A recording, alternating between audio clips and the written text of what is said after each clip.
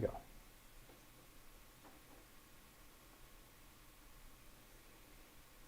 Hi, everybody.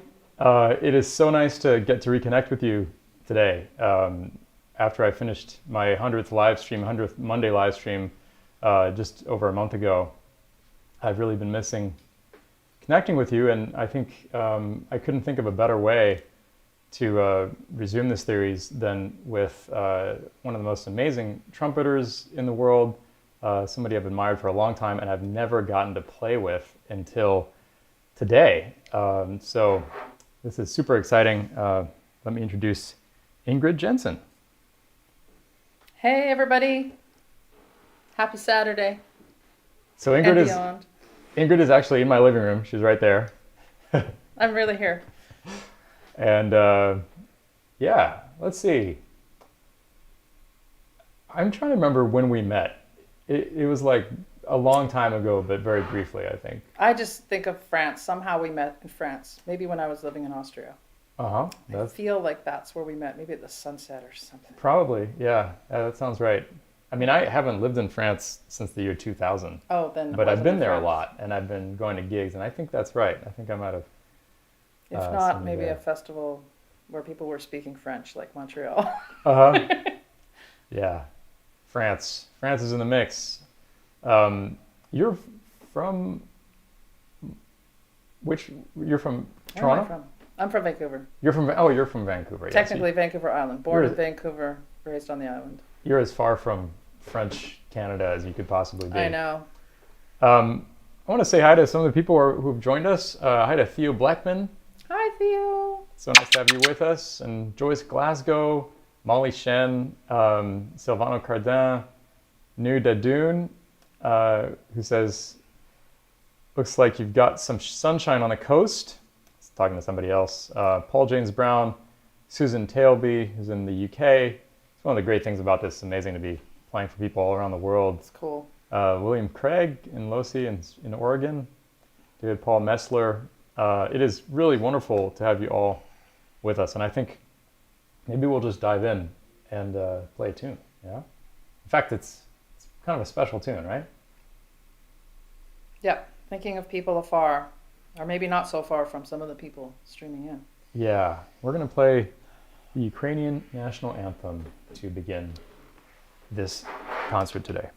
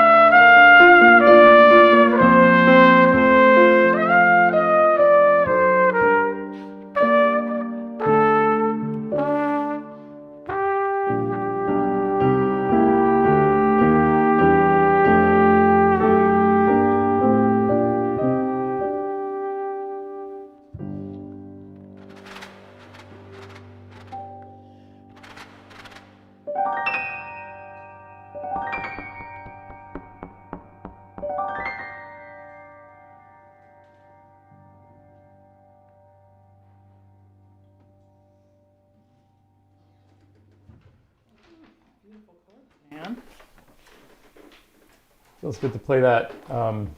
Yeah, we both have a number of friends in Ukraine, and it's great to express our support in any way we can. Actually, this coming April 24th, I'm be part of a fundraiser for Ukraine. They're raising a lot of money, including my friend Vadim Nesolovsky, who's from Odessa in Ukraine. He's an amazing pianist, and he'll be there too. So really looking forward to that too. Yeah, sending my love to some students too. Yeah, you were saying in Kyiv. You have some students who are over there, yeah? Trumpet players. There's a great trumpet tradition in Ukraine. They can really play. Oh yeah? It's amazing. Yeah. And so you have students that are actually like participating in the fighting. There is one particular student, yep. He's helping find supplies and flak jackets and food. Yeah, that's amazing. Yeah. I don't think he's gigging as much as he'd rather be. Yeah. Well, just hope he makes it through and he can keep gigging afterwards. Yeah. Wow. That's totally unimaginable. A little bit of perspective for this holiday weekend. Yeah. Danielle Prolong says, such a beautiful, haunting theme we've all become familiar with, sadly for the wrong reasons. Good point. Theo Bleckman says, Yakiv Sevcinski is one of the great trumpeters. That's the one. That's the one, huh? That's the guy. Wow. All right, let's play some more music.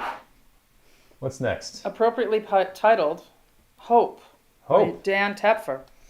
Yeah, this is a composition of mine I wrote for the community of people that developed over these pandemic live streams I did. I was writing a lot of new tunes that whole time, and this is one of them. This is called Hope, and I think it's going to be really nice to hear this with Ingrid. Here we go. E-sharps are my friend.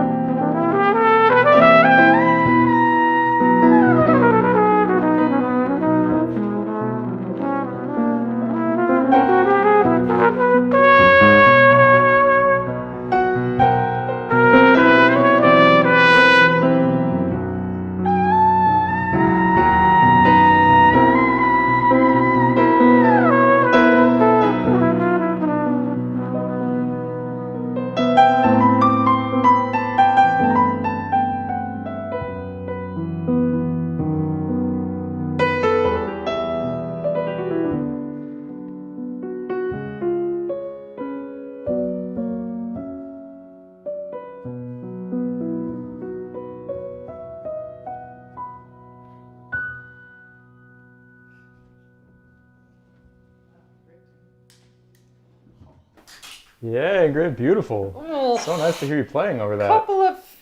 Couple accidentals.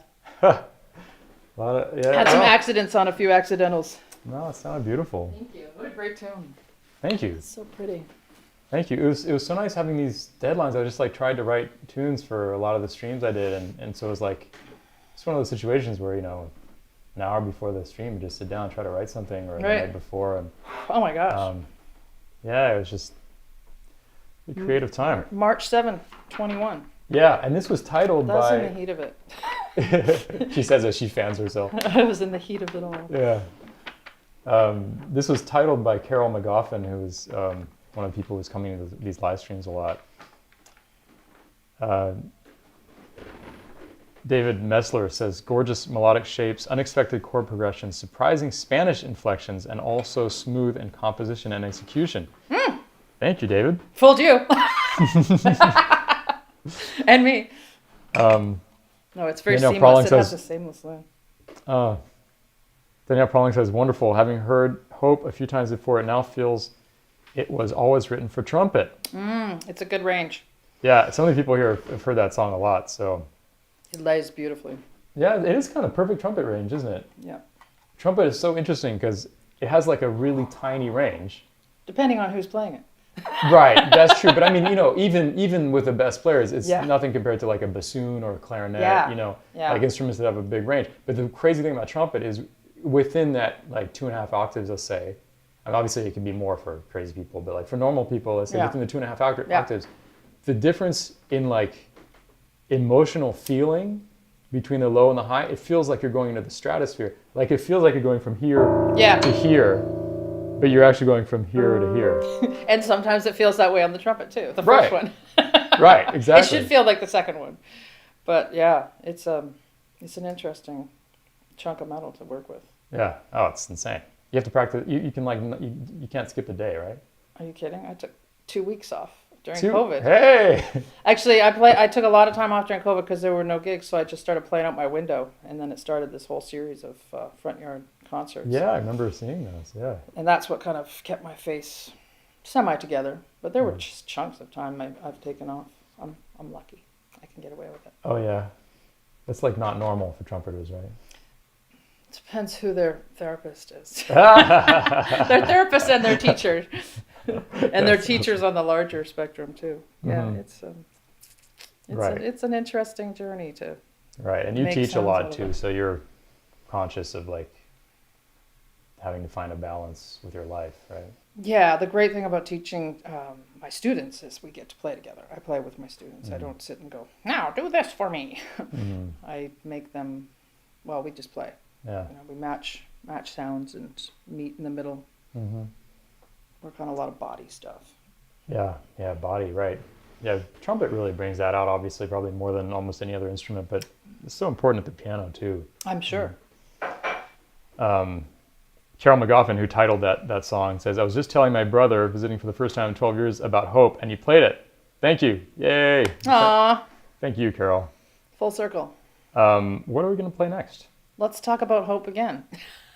Ironically, this is called Hope's Revised, which is really kind of dark when I think about it, because it was written for when we had our exciting election of President Obama. And I wrote during that time because it was called Hope's Trails, because I rode horses a lot when I was a kid. Okay. And I never had written a song about the horseback riding phase of my life, which was about being on trails. And So is Hope's Trails the name of one of the trails? Hope's Trail is just the name of the tune, the original name of the tune. It's a Right, lot more but I mean- extended. It's on another record, the record with Maunder. But what I'm asking is Hope's Trail the name of a trail No. that you used to ride on? No. So why do you call it Hope's at that Hope point? says in hope for, it's got a double meaning, right? Like Hope's Trail, like we all had all this hope and it's kind of trailing behind us a little bit. Oh, But there's also a trail, Hope's Trail, like you're on this trail and we got to create those paths through the brush and the thistles sometimes just to get to the next place. but it's also about horses. It's about me being on my horse Okay. and the things I got to escape from while being on a horse in the middle of the Oh, rainforest in wow. British Columbia. Okay, wow. Just general life stuff. When you're a kid going through your teens and you get to sit on a horse and escape into nature and listen to your Walkman Yeah, it's sort pretty of cool you're blissful. able to do that alone. Yeah, Amazing. it was blissful. Yeah, unusual. One time I was chased by a mountain lion. That was the not hope trail part. That was the fight, flee or fight, fight trail. Terror trail. Terror trail. Wow. So yeah, it's kind of song that got a little country twang to it for that Okay. reason. Well, let's play. This is Hopes Revised by Ingrid Jensen.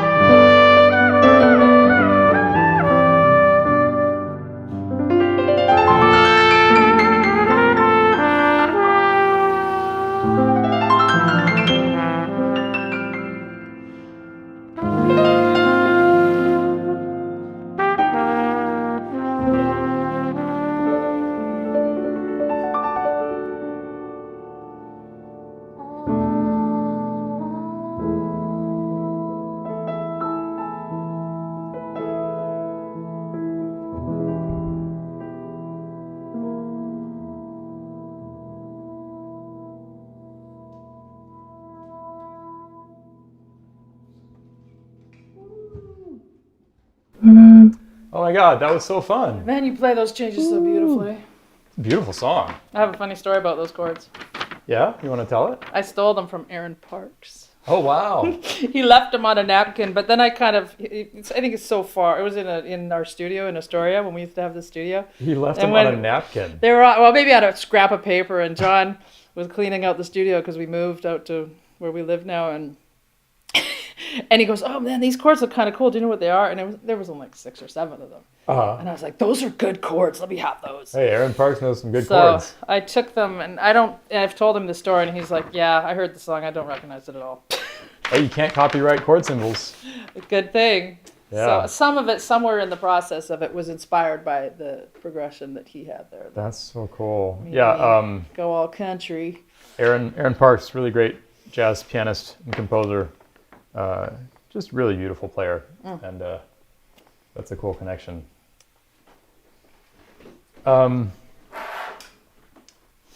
Joyce Glasgow has a poem for us. She says, a canter, prance, walk, black mane, breath visible from huffing nostrils, a bower of trees embracing and welcoming overhead, sky through leaves. The trail is endless and presents all manner of possibility. Oh, I just got goosebumps. Thank you. Oh, this is so great, man. Poetry and music coming together in this way. I just love, when we can create together. And Nuda Dun Hey Nu says, now it's a contrafact. Or a ripoff. Or a ripoff. Or a combo of the both. A contra ripoff. A contra steal. Yeah. Yeah. Ooh, you want to play a Kenny Wheeler song? We should, right? Yeah. Because they're all good. Everything Kenny Wheeler Yeah, writes Kenny Wheeler, so for those, good. but most of you know who Kenny Wheeler is, but it's one of the greatest trumpeters and composers. Actually, I had the honor of sharing a stage with him once. Yeah. I played duo with Lee Konitz at the London Jazz Festival, and Kenny's quartet opened for us. Well, I shouldn't say opened for us. It was a double bill. Yeah. And it was. It's an experience to be around his sound live. Yeah, it was amazing. And he was in a wheelchair at that point, but still sounded super great. Amazing. Did you ever do anything with him? Yeah. I did a lot with him. I was very lucky. I did something with the Font Festival where Dave Douglas and the team helped to bring him over, and he did a number of events with us. But I did a brass band, a brass quartet. I don't remember how many people there were. I was pregnant and crazy. No, I was post-pregnant. I'd had a baby. Wow. So I was a little bit frazzled and wrote some music somehow. And at the last minute, Matt Wilson got sick. Something happened, and he couldn't make it. And John was busy building our house at the time and hadn't played the drums in about 6 months. And John is John Wicken, Ingrid's husband, a great drummer. He showed up and played on the gig, and it was just like family because, we'd been listening to a lot of Kenny Wheeler in our house. And so that was a special project. And I'd also been at Banff with him when I was young. Wow. Back when I didn't have all these bags under my eyes. Gray hairs popping out. I got to spend 3 weeks with him at Banff. Wow, great. In the 90s. Were you even born in the 90s? It's amazing to me. Yeah, I was definitely born in the 90s. I was a teenager. But it's amazing to me that these people who just always were part of the landscape, I know. are not with us anymore. That really is something I have a hard time wrapping my head around. Well, their chords and melodies and rhythms are. Thank goodness for that. I mean, yeah. What a legacy. Yeah, it really brings home what's wonderful about being an artist, that you can leave a piece of you behind to be experienced after your death. It's kind of an amazing thing. Yeah. All right, this is called My Old Man. Miold, man. Me old. Me old man. Me old. Kenny was British after all. And it's by Kenny Wheeler. Here we go. Do you want to start like we talked about? Oh, sure.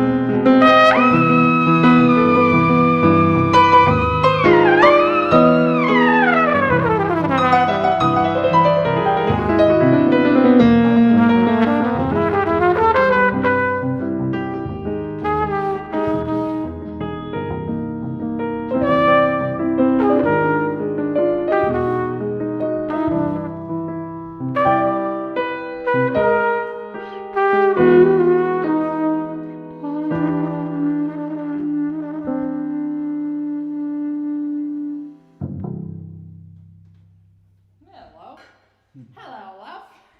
I need more water. Woo. Wow, such a nice composition. You had a lot of those kind of circular forms, right? Mm-hmm. It's very what's the word I'm looking for? Yeah, cyclical. Cyclical. But also, he's just using the material in a very thoughtful way. And I think I came across another tune of his that divides the octave into, in this case, it's major thirds. But is that something he did a lot too? Yeah. He just played a lot of Bach and got into a lot of counterpoint and found so many different ways to lay the chords on the page. Definitely feel just a deep love of music with him. Love of the history, love of the way it's structured, of getting it right. Really comes through.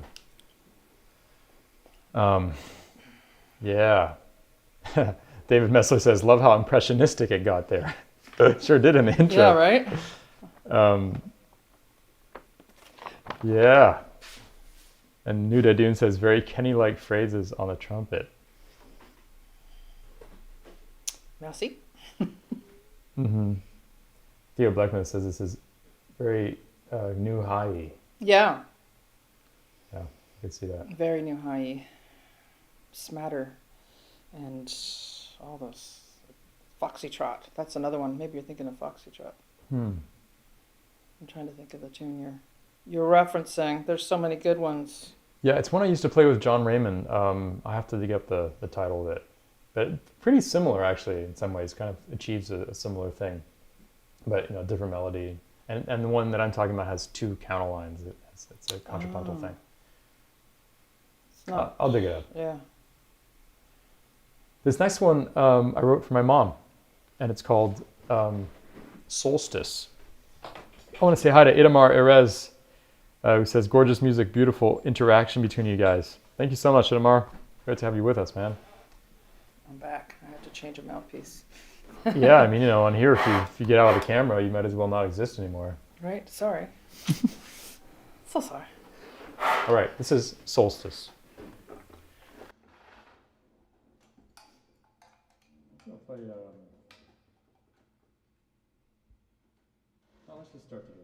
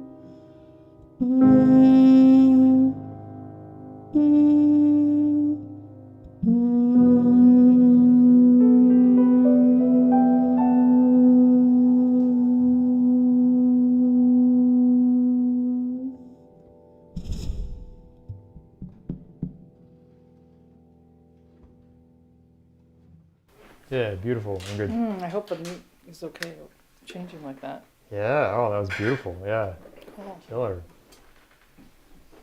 Thanks for playing that. That's gorgeous. What a gorgeous piece of music. Oh, thanks. Oh, I want to internalize it more and do it again.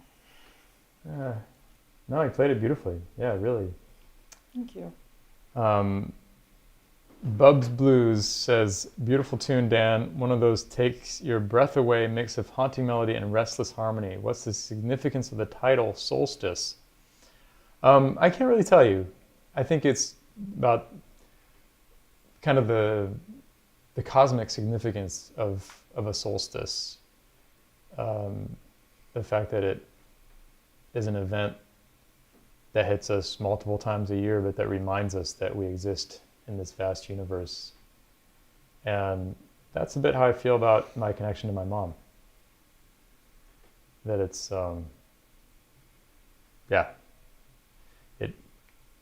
now that she's gone, it just connects me to a different, it's just the whole thing is connected to everything. So. And the cycle is still real, the cycle of life. You still feel her. Oh, yeah. Yeah, exactly. Yeah. I know on my mom's birthday, Oh. I always write it down. Wow, Bubs Blues is Joe Macomb, who's a great pianist and composer and teacher in Paris. Oh, wow. I was lucky to take some lessons with when I was a teenager. He's revealing his online identity. Yeah. Yeah, thanks, Joe. That's awesome. All right, let's play some more music. Oh yeah, is this when we play Survivors? Which would yeah, or maybe Round Trip and then Survivor? Oh yeah, Round Trip. Yeah. Yeah. Let's do Yeah. Round Trip. This Let's do is some a- Ornette. This is a classic composition by Ornette Coleman, We can put great some collective. saxophonist and free jazz inventor in many ways. This is called Round Trip. I'm gonna just start out front, play off just anything, and then I'll play the tune. Okay. Intervallic.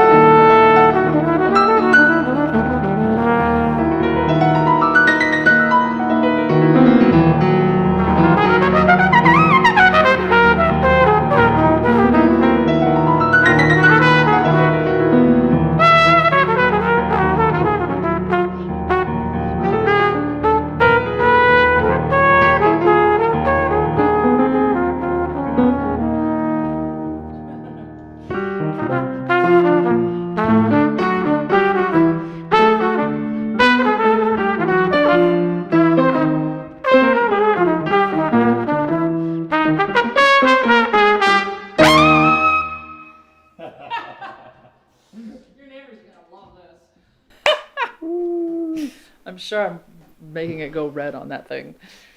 Hopefully not. Any distortion online there, folks? Oh yeah, maybe a little bit. That's what happens when I get excited No, playing with you, Dan, because it's so fun. Yeah, super fun. That was really fun. Woo. And you made me a really good coffee too. That's why I'm going off screen, grabbing the last of the latte. It's all about the beans. Do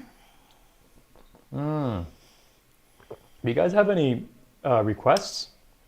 Have you got any requests? Now's your time. Molly Shen says, wild applause. Thank you, Molly. And, Thank you. Joe Malcolm says, Ornette never gets old. It's true. He really never gets old. It's kind of like Stravinsky. They're hits, man. They're hit melodies, hit intervals. Yeah. It's kind of just right, you know. David Paul Messler says, connecting the cosmic, the changing of seasons, and your relationship to your mom very eloquently and movingly described. Thank you, David. And New says, no distortion here. Okay, good. Okay. I think we're in a good situation. Ingrid brought her own mic today. It's a really beautiful AEA ribbon mic, and wow, it sounds super gorgeous. Merry Christmas to me. Yeah. Yeah, I just hope I don't wreck the ribbon. I think it's good. It's really. No, those I things think are pretty solid they can now. take a lot, right? Yeah. They're not like the old school ribbon mics. Yeah.